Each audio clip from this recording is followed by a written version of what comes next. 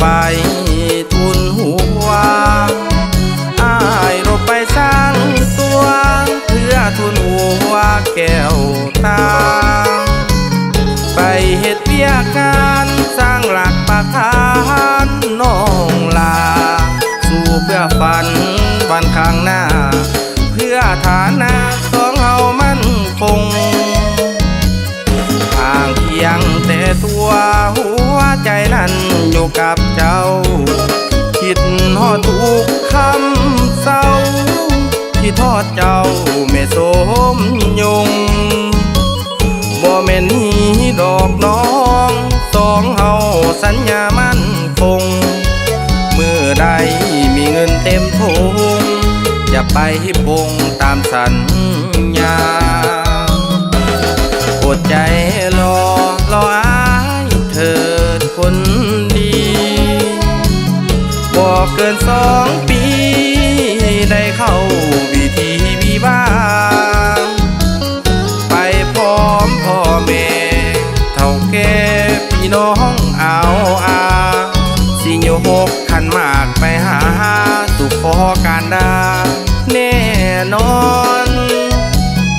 ขอโทษขวัญใจที่หายเงียบไปทุนหัวอายรบไปสร้างตัว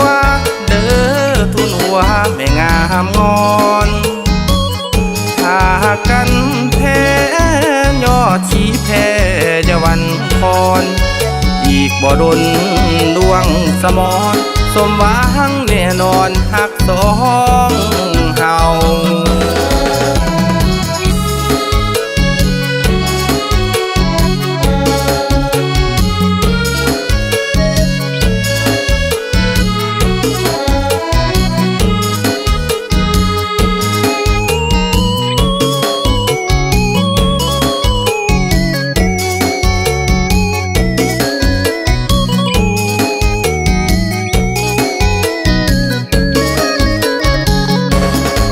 ใจ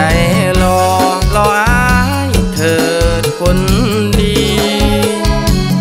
บอกเกิน2 ปีได้เข้าวิธีวิวาไปพร้อมพ่อแม่เท่าแก่พี่น้องเอาสิโยกขันหมากไปหาสุขอการดาแน่นอนขอโทษขวัญใจที่หายเงียบไปทุนหัวอายรบไปสร้างตัวเด้อทุนหัวแม่งามงอนถ้ากันแพ้ยอดชี้แพ้จะวันคอน